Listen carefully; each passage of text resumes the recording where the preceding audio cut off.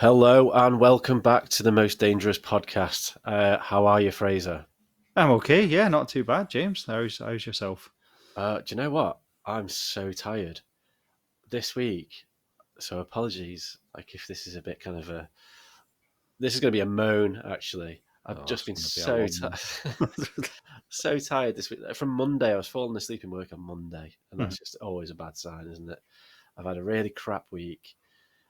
Everything's gone wrong. I'm dead tired, and I've had enough, and that's it. Right. Us being the most dangerous podcast. Thanks very much. But one thing I was thinking about this week, actually, and I don't know if you can help me. It might sound like a really silly question, Go on. but you know, like in your fridge, you've got a dial that Yeah. goes from like 1 to 5. Yeah. If you turn it down too much, your salad freezes. Well, I was going to say, does that make it go warmer or colder?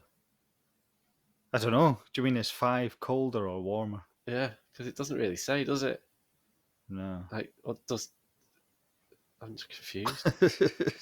Here's one I've always wondered. If a fridge is set to 2 degrees and you take it outside in the winter when it's -10, is it warm in the fridge? Yeah, you could get in it, couldn't you? Yeah, for a warm. So in the winter, sometimes I think that I open the fridge and I think it's warmer in there than it is outside. Yeah, I remember someone we knew as a kid that's dad was extremely tight with money. During the winter, they actually just had a box outside that they kept the fridge and freezer stuff in, Oh, really? That's a good and idea, switched actually. the fridge and freezer off. Yeah. I saw this. Did you ever see? What was it called? Like cheapskates or something? Extreme cheapskates Yes, on there. Like, oh, what was the channel called? Now it's just some trash channel. I know. And I saw one with a guy, and he had a timer on top of his fridge. And when the kids like went in to get the milk or something, it had like a countdown for like Oh, 10, really? 10 seconds. After they got down to 10 seconds, he was like, "Right, shut the door. You've had enough time now." I saw one where they had a family light bulb, and if you wanted to go to the toilet, you had to take the light bulb out and take it to the toilet and put it in. They all had to sit in the dark. And this woman, she made her husband, as soon as the adverts came on, I had to switch the telly off, and wait Oh, and really? count Wait. for 3 minutes and put them back on. Yeah, Oh, no. mental. I'm all for not wasting money, but there's no point in being a twat about it either. It's Yeah, like, I mean, you've got to accept some additional expense, particularly when yeah. with children around. Do you know you've mentioned a couple of times mentioned about us getting old and stuff and being miserable, and I was just thinking, how like tired and sore and stuff is one of the symptoms. Have you noticed that you get really angry at like stuff that wouldn't have bothered you before? Yeah, like Virgin Media, Yes. they piss me right off all the time. But I just need to think of them and I get pissed off about them. Aye. But even simple things. I went to my little lockup, and it'd gone dark, and What's your lockup? my lock my lockup. Some What you keep in there? screaming souls. Just my shutters. It's a container, Oh, shipping right, container. nothing But sinister. nothing sinister. No, it's just one naked guy strapped to a chair. And I was driving. It was late at night, and there's an office that's got a light on because there's a wee security guy waits until midnight and then locks the big main gate so you can't get in. Right. And I was driving past a big tropical fish tank, and it was only 2/3 full of water, and I got really angry about it. Just say that again. Sorry, you were doing what with the tropical fish? You had the tropical fish tank. No, I was driving into my lockup, Yeah. and as you drive in, you pass like a little office building, Oh, and it's got one in there. Ah, I see. tropical fish Right, tank in right. there, Okay. only 2/3 full of water. And I actually moaned about it so much when I got home to Laura. She told me to shut the fuck up. Yeah, I don't Never, blame her. never mind the guy's fish. And I was like, why would you have a massive fish tank and only put 2/3 of the water in? That's like the guy that owns a fish tank. I'd like to give him a 6-bedroom house and lock half the doors. Well, maybe he's on a water meter and he's trying to save money. Maybe. It's But once you've extreme filled it, you've cheapskate. filled it. Yeah. Well, doesn't want to fill it all away. All these fish, like just swimming about at the bottom. Going, there's fucking loads of room up there. But I like that's what I'm saying though. These stupid things, I started to get really angry about it. I wanted to go knock on his door and say, "Look, can I bring some water and fill up your fish tank?" A couple of buckets. Yeah, mate. Yeah. So we'll cut that bit out anyway. Right. Yeah, all very exciting stuff. So we've done the pleasantries and stuff. Do you want to do the social stuff? That's what we usually do at this point, isn't it? Yeah, follow us on social platforms. No, Um, do you want me to do it all? you can do it now. Do you want to do it later? No, we'll do it now. The usual. We're a lot worse at this than other people. I think we just do this for our own fun sometimes, but we do want you to follow us. We're on Facebook, The Most Dangerous Podcast, TikTok, The Most Dangerous Podcast, all the usual places, YouTube, The Most Dangerous Podcast, Spotify. But what we need you to do is follow us. If you're on Spotify, a wonderful thing to do is to set to auto download our episodes. Oh, that's a thing, isn't it? Yeah, do Yeah, that and do the review thing where we can give us 5 stars. Give us 5 stars, and if you don't want to give us 5 stars, just don't bother reviewing it. that's it. Yeah, give us 5 stars or not at all. Yeah, All or nothing. That's what they say. that's it. Absolutely. And the email address as well. Just one last thing. James and Fraser pod at gmail.com. And we no longer need to lie, James. We've actually been getting emails recently. We've got No way! Yay! no, seriously. If you're out there, just like, share, tell your friends. Yeah, drop us a message. Tell us Yeah. you love us. Tell us you hate us. Whatever.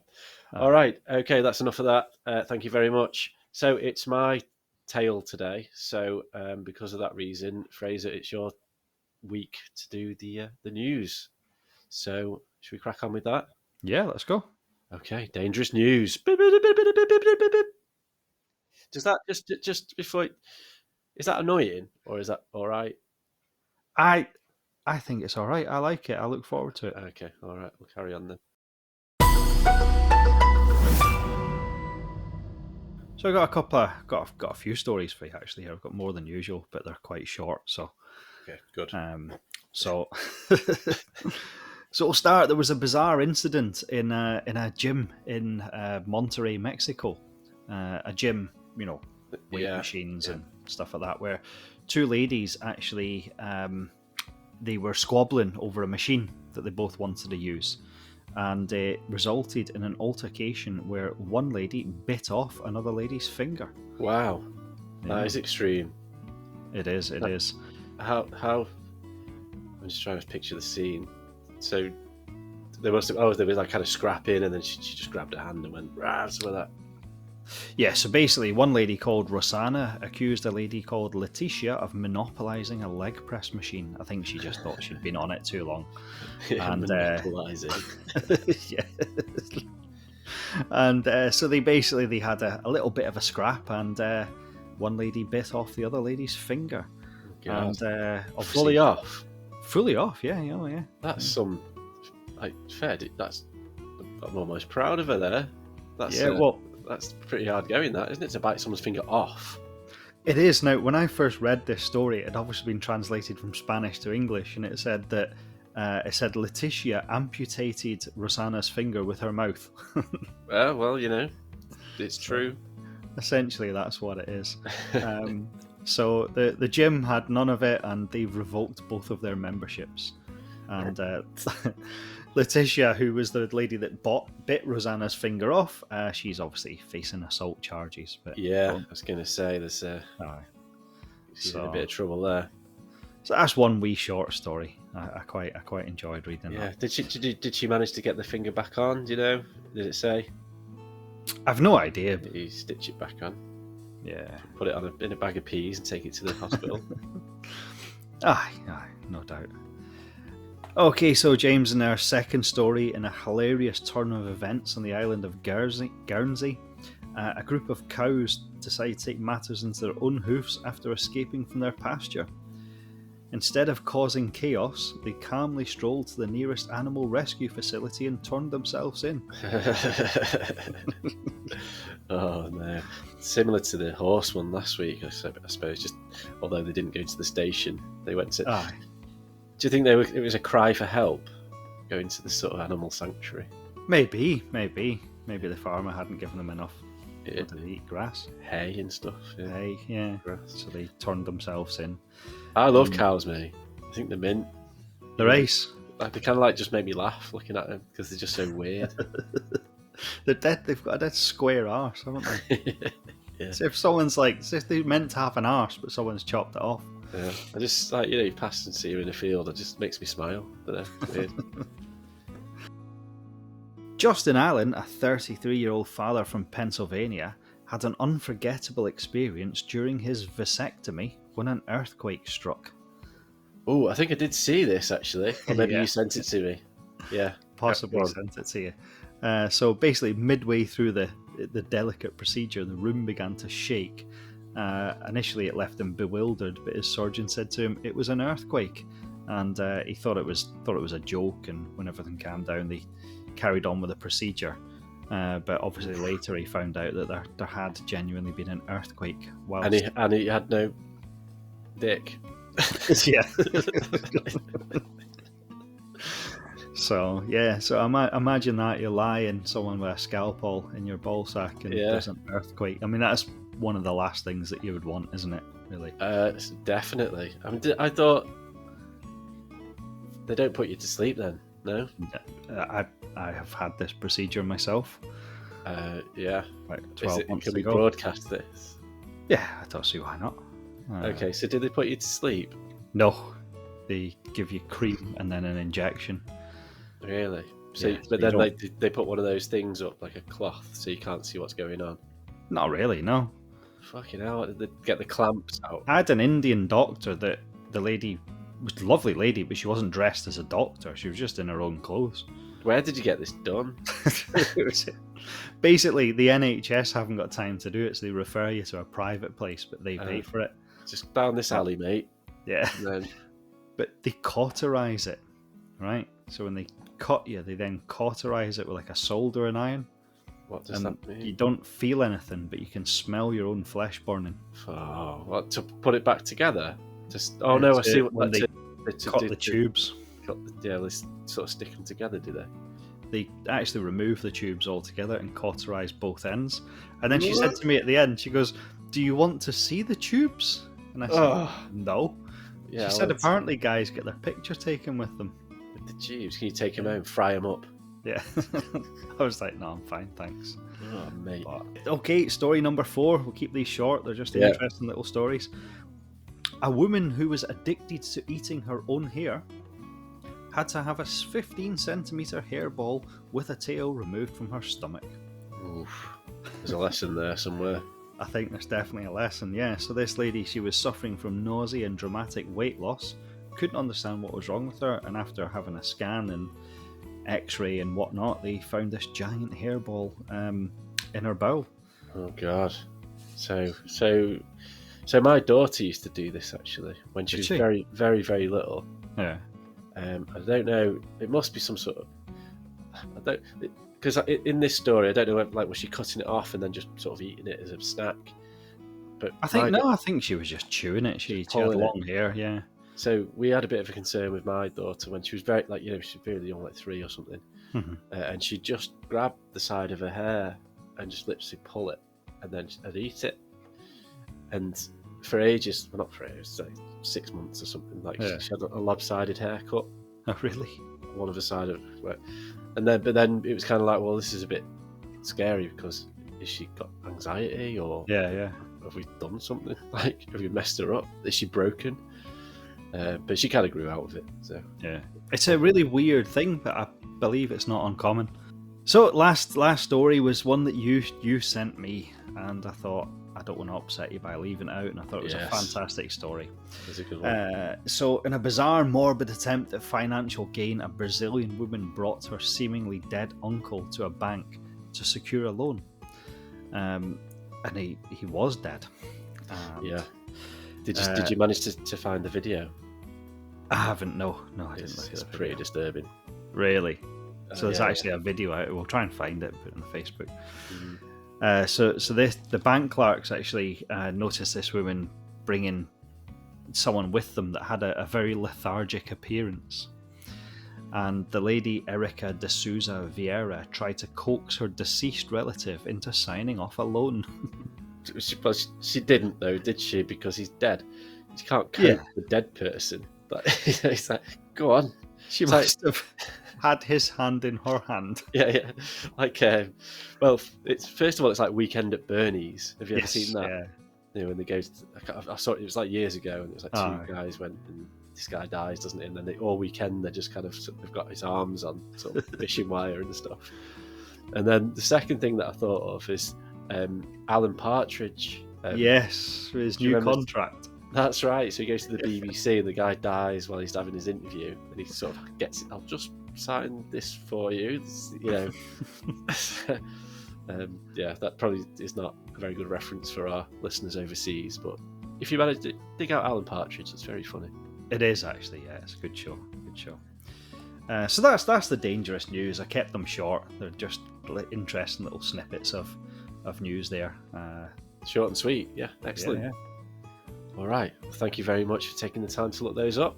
No Very problem. good. Yeah. Did you see the story about the hedgehog? The hedgehog? No. Okay. I'll save that for next week then. Right. Okay. All right. That's this week's Dangerous News. Thank you, Fraser.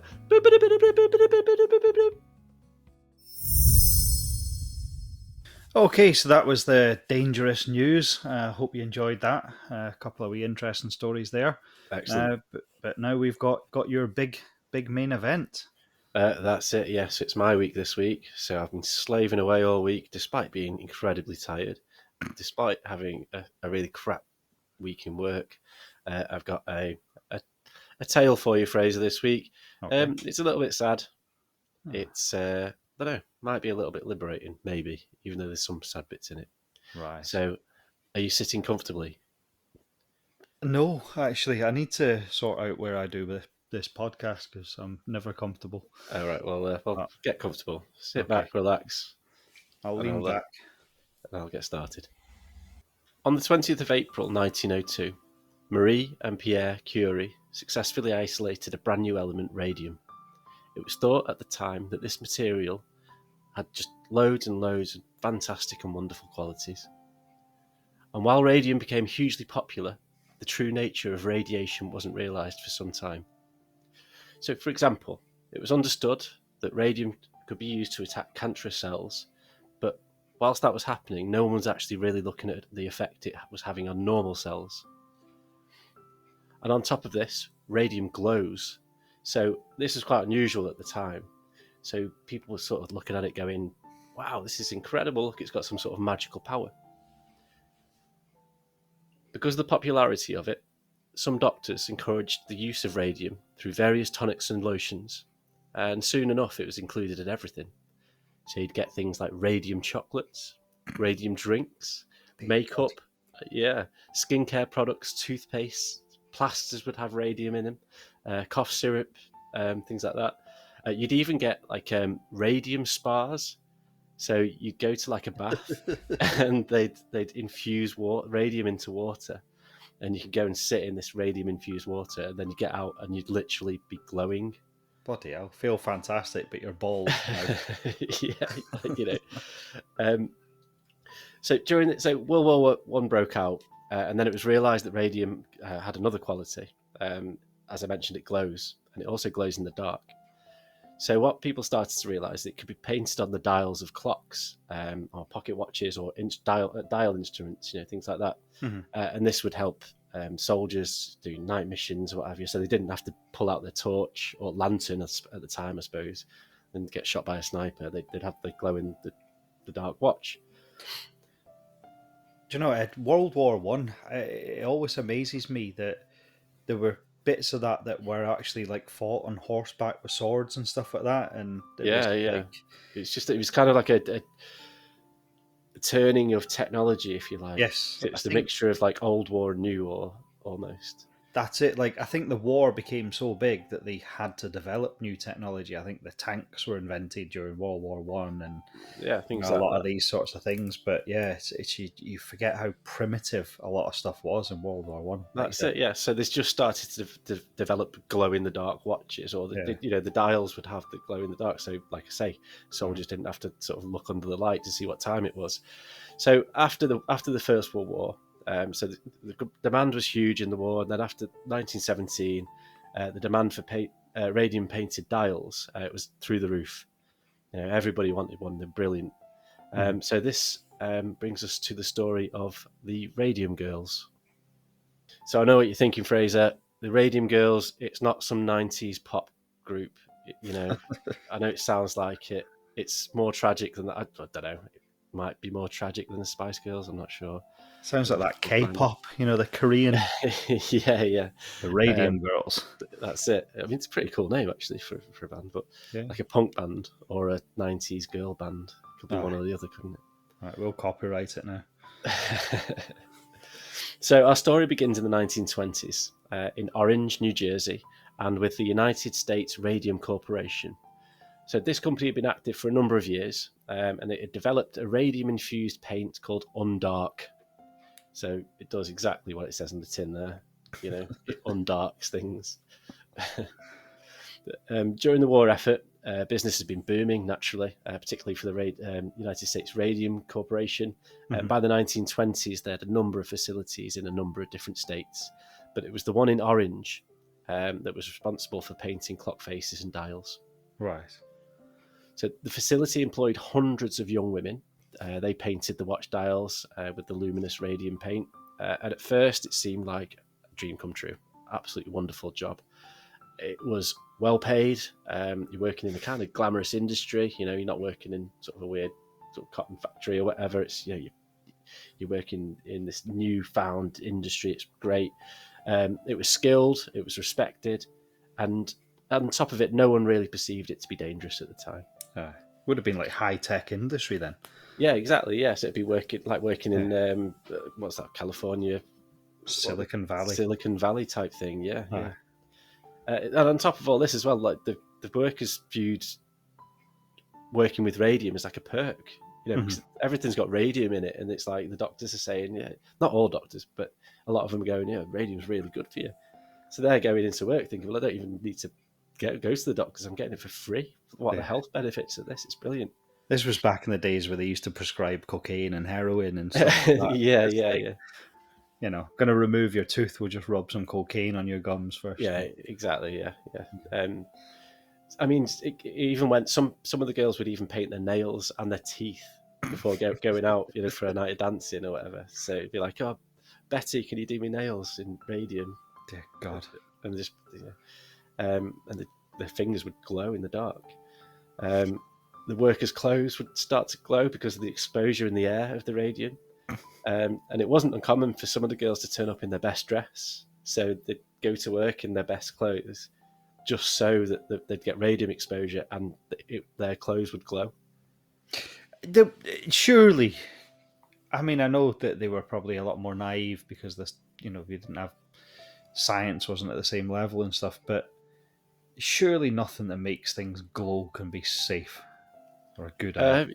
But like you say, and we say this every week, you've got to put yourself in the context of the time, haven't you? Yeah. In the 1950s or whatever it was, people were being told to like smoke because it had health benefits.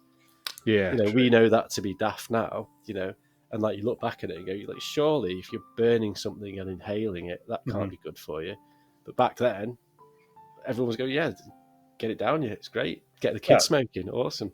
Even when we were young, probably when we were really young and just before then, when a Mars a day helps you work, rest, and play, and yeah, exactly. A finger of fudge is just enough to give you what you need. It's just a bar of sugar.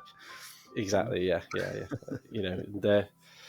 Yeah. So it's just the context, isn't it? And like or it's harmless, but it makes things glow, so it looks mint, but it's fine. So the work was pretty straightforward, to be fair. I mean, you can imagine, can't you? It's basically you've got a pot of paint, you've got a watch face, just paint that, and then when you've finished, do another one. But nevertheless, I mean, it needed to be done with precision, right? And I was like, do you know, like when you were a kid, like it was a bit random when you were a kid, weren't it? And your mum would be like, do you want to do some painting? And you'd like get the paints out and stuff. And did you ever do that thing where you kind of like lick the brush to make it like a thin point so you get more like precision? Oh yeah. So that's what these girls were doing. So they were dipping it in. So they do a dial and then sort of put it in their, they put the paint brush in their mouths, get a thin tip, back in the radium, and then paint again. Bloody hell. And they were actually encouraged to do this by the factory, like because it makes it's easier to do and it gives it more precision. Yeah. So that's where it started, really. Okay, so as the months and the years passed, the factory girls began to fall ill. They started to experience excruciating pain, swelling in the joints, deteriorating teeth and bones. Many were having to visit dentists often. When they were getting there, they were losing teeth. Each visit, they go to see the dentist would be like, oh, that one's got to come out. And then the next week, they'd have to go back and go, yeah, that one's going to come out as well. So they were feeling constantly exhausted, in pain, and in some cases, they found that their jawbones were actually riddled with holes, like kind of honeycomb. Like rotting away. Yeah, pretty much.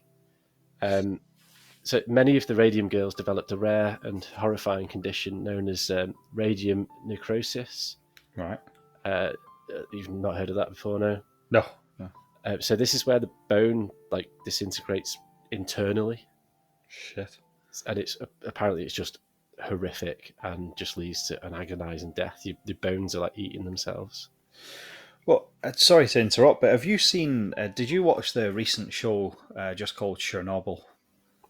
I didn't finish it. It was one of those where I kind of saw about 2 episodes, and then for whatever reason, I just never got around to finalising it. No, there's a bit in that where obviously the ones that have been exposed to the radiation. Now it's not radium; it's different kind of radiation, but their body just kind of dissolves, just breaks down.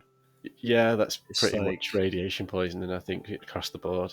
So the bones just disintegrate within your body. You just turn to jelly. Organs were liquefying and stuff like that. It was a horrendous way to go. Just horrific. That's what, like I said, it's, at the beginning, it's a bit of a sad story, this. Yeah. So for a long time, this was just brushed off and nobody took it seriously. You've got this big corporation, multinational, maybe national corporation across a number of states, and their staff are dying. They go, no, it's nothing.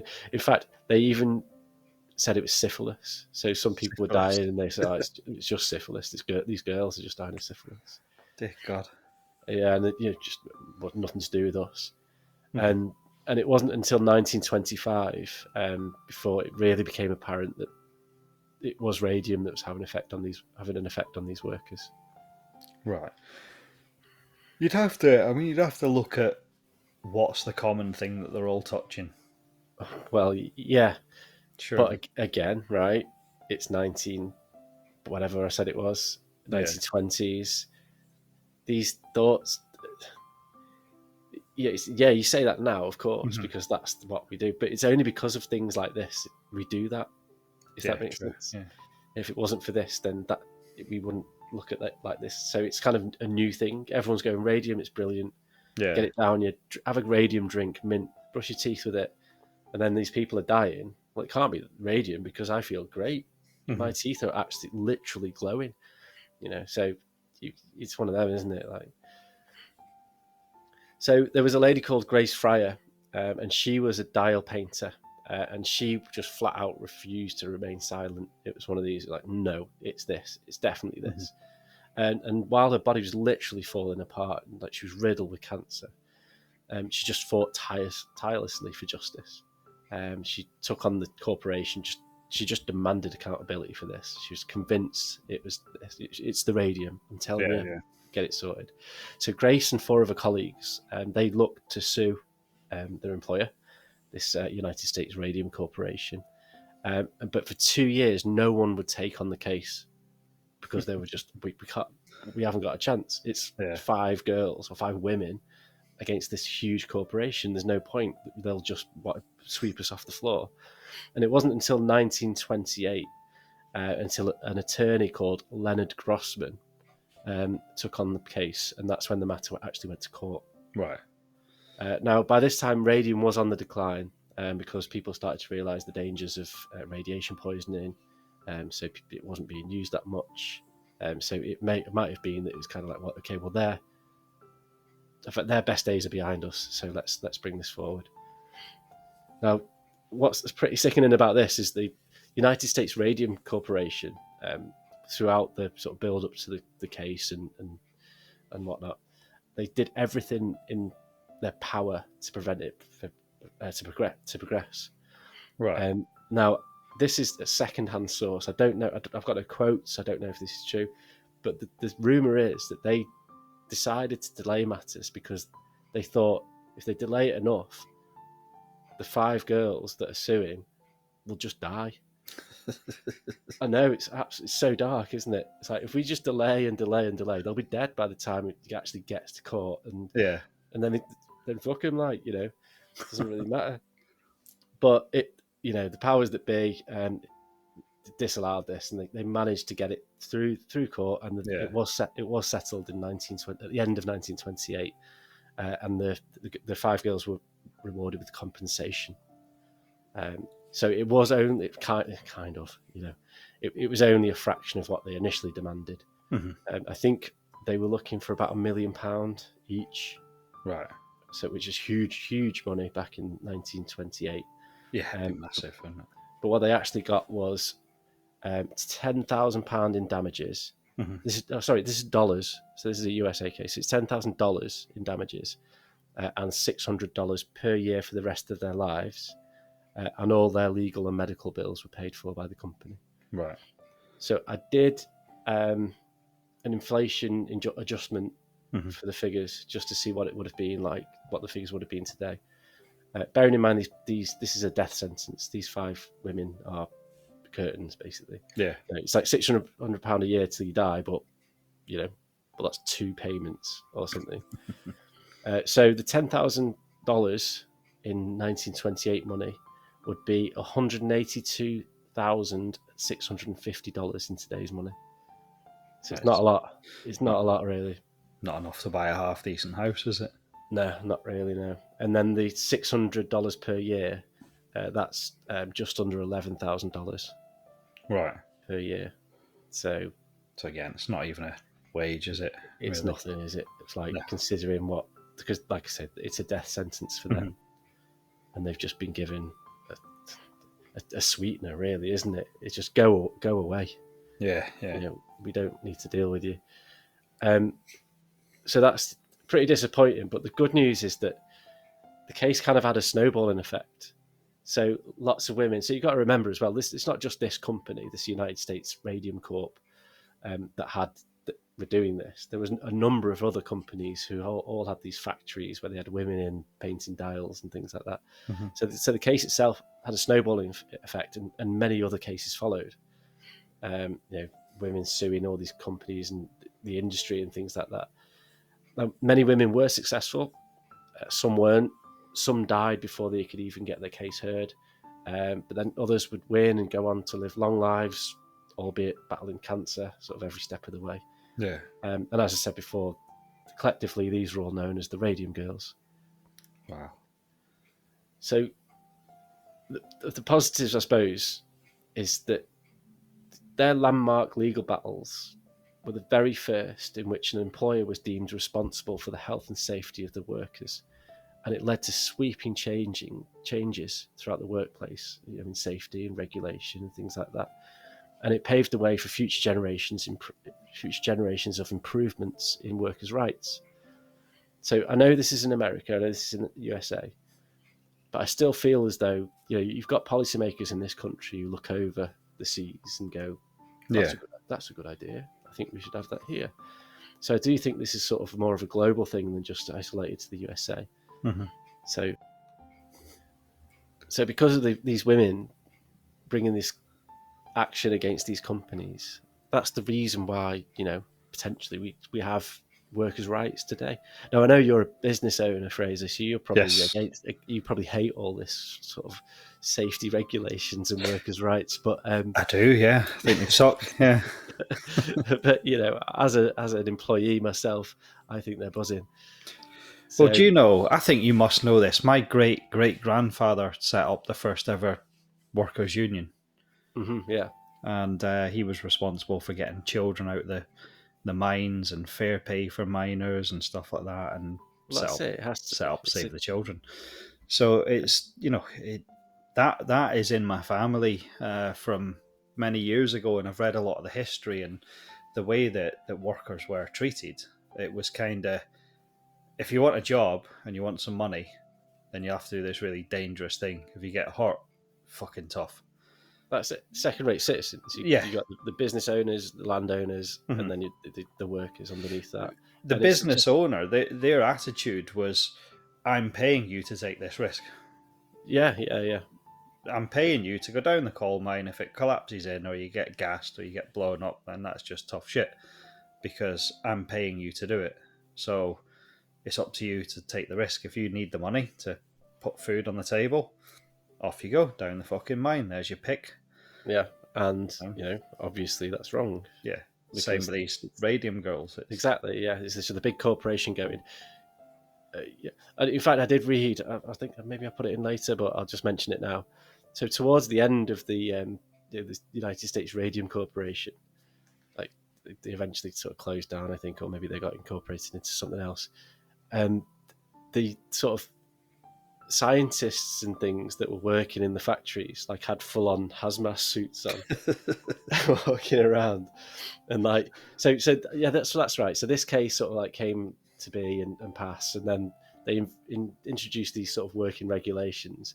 So they'd give the women sort of like tabards and maybe a face mask or something. Yeah. And then all the scientists are walking around in these Hamas suits, and they've been doing it for years. And they're going, "No, it's fine. Just lick the tip of the paintbrush. You're all right." And they're sat there going, "Why are you wearing that?" There's a bit in, for our American listeners, go and watch Only Fools and Horses. There's a bit in that where Del Boy gets his allotment, and there's some big containers of toxic waste in this allotment that someone's dumped there, and he's got to get it moved. So he gets two of his pals to come down and give him a hand, and he tells them it's perfectly safe, it's fine, it's perfectly safe. So they go and start moving it, and then he turns up in a full deep sea diver suit with a helmet on and everything. Yeah, similar thing. He's Yeah. going, yeah, it's fine, just crack on with it. Why are you wearing that? We'll come to the end of this tragic story, I suppose. It's great. As I mentioned, the Radium Girls and the cases that were brought paved the way for these workers' rights and safety regulations. But not only this, because many of the women allowed scientists to study them and the impact of radiation on the human body. And it's actually thought that if it wasn't for these tests and these studies, there would have been far less precautions used later in time when the USA were studying nuclear weapons. Right. So, for example, in the Manhattan Project, they reckon that if it wasn't for the studies on the radiation that was done with the Radium Girls, there would be far less precaution. There would be far more widespread radiation on the people that worked on that project. And these Radium Girls potentially saved thousands of lives because of that.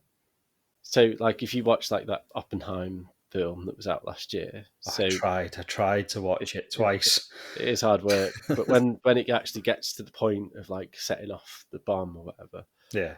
they're literally sort of miles away from it. They're Right. all behind like these big screens with big kind of like plastic clothes on and Yeah. big sheets. And I think what the point is that if there wasn't this study on the Radium Girls, when that blast went off, none of that would have been there. Yeah. They would have all just been like infected, hit with radiation, and Mhm. so yeah. So not another thing that's come from these fantastic women, really. Yeah.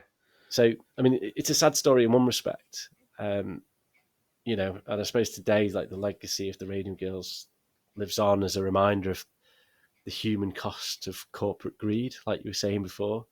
Mhm. If the corporation wants it, you do it, or you lose your job. And they're sat there going, "Well, I don't want to lose my job because it's good."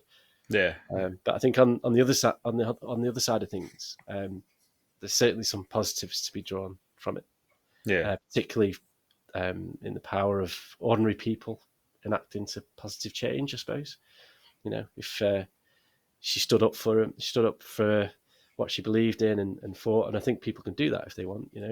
Yeah. Whether it be social change and changes in employment or what have you. It just shows that people do actually have some sort of power. somewhere. Definitely. So that's the story of the Radium Girls. I think we should all give them a big shout out. Definitely wonderful people. Because, like you said, it's people need to stand up for themselves. And you made the joke. I'm a business owner, and I'm one of the guys that doesn't give a fuck. But at the end of the day, businesses, there are dangerous jobs, and I think it's not a case of saying, well, you can't do a job if it's dangerous, but I think the company has to do everything in their power to make it as safe as is possible for the employees. Now they do, yeah, Yeah, and because there's of this. Like I say, it's a USA thing. So, but like uh, you said, it's a there are, snowball effect. yeah, and there was cases here as well. Like the asbestos thing was a thing here, Mhm. wasn't it? If you Yeah, remember, and there's still cases today where people have contracted, is that the right word, or developed cancer because they've been exposed to asbestos because years ago they were knocking down a building which had asbestos in it and stuff. So definitely. it's kind of a similar thing, Mhm. there is, in my view, um, a responsibility of an employer to ensure that their employees are safe and working in a safe environment, and that just simply didn't happen here. Yeah. Although I think sometimes it does go too far. We had a Sky engineer come to do something to our Sky dish, and he took a ladder round to the back of the house, and he drilled a hole in the house and screwed his ladder to the side of my house. Screw, hole, roll plug, everything. He then put a helmet on, he put a harness on, he put knee and elbow pads on, right? Yeah. Threw a rope over the top of the ladder, pulled it down, tied it to his harness, climbed up 2 rungs of the ladder, moved a wire, climbed back down, took it all back off again. Yeah, I mean, yeah, that's very extreme. He But would if have you didn't, fallen 2 foot. but that is very extreme. But if you didn't do all that and he fell, who's he going to sue? Nothing would have happened to him. It doesn't matter. He would have gone. I'm suing my employer because they didn't make Yeah. me safe in my job. So yeah, maybe you're right. Maybe there's it's a bit of a balancing act, but I don't think you can say that on this. Fucking hell, we're talking about women who got fucking radium poisoning. It's a bit different, like. It is. I'm just saying that I think the problem is in these things, this always happens that people fight for rights and then they get rights and then they try and they just take it too far. But yeah, I'm all for workers' rights. Wow, I didn't realize you were such a fascist, man. Absolutely. I think they take the piss Yeah, sometimes. two people got too many rights. I They have. agree. They have. But that's not. It is an employer's responsibility to make sure the employees are safe. Absolutely, I'm for that. But I think Yeah, it's got what a Tory! What a Tory! it's got ridiculous. Right. Well, on that note, I'm going to call it a night. I'm angry at you, Tory boy. Do you know another thing that I got? Remember, I was saying about getting angry. Oh Here's yeah. something that pisses me off. I've got a cat, a Maine Coon, big, Pardon. a Maine Coon, my big cat, Uh, big okay. beast, twice the size of a normal cat. And Oh yeah. It's lovely. we live in an estate that's it's just its own estate, and it's got one of those Facebook pages where everyone messages, "Oh, do you want this? I'm throwing it away," and stuff like that. And I'm fed up with people putting pictures of my cat on Facebook going, "Oh, this big cat was in my garden. Whose was it?" And all this. Because at the end of the day, he's quite a stealable cat. And the last Yeah. thing Yeah. I want is my cat's constantly getting advertised on Facebook. And Catnapped. we keep saying to people on the app, just that's our cat, he's fine. Don't take pictures of him, put him on Facebook. But everyone's like, they're all trying to do good. Is this someone's cat? Is it lost? It's not lost. It's just trying to kill a pigeon in your garden. Just It's leave going him. for a shit in your garden. Just leave him Yeah, alone. I know. Don't want him shitting here. So They never yeah, shit in their own garden, though. That's the thing. no, that made me angry. But uh, no, that was dead interesting. Actually, I'll be honest. I've seen the headline about these mm. the Radium Girls. I think there is a film, I think, which I Yeah, came across, like a 2008 film. I've not seen it. I um, just came across it in passing whilst I was researching. I knew of the story, but I didn't know the story, and I'm glad you've told it. Excellent. Well, thank you for listening, and thank everybody out there for listening. Aye, it's that horrible point where I need to come up with one for next week now. That's it. I've got I'll put my feet up next week. Right. Again, thank you very much, Fraser. Fraser, the Tory boy. Definitely not a Tory. Definitely not. He hates workers' rights. Yeah. All right. That's been the Most Dangerous Podcast. Take care, everyone. Thanks, James. Goodbye, everyone.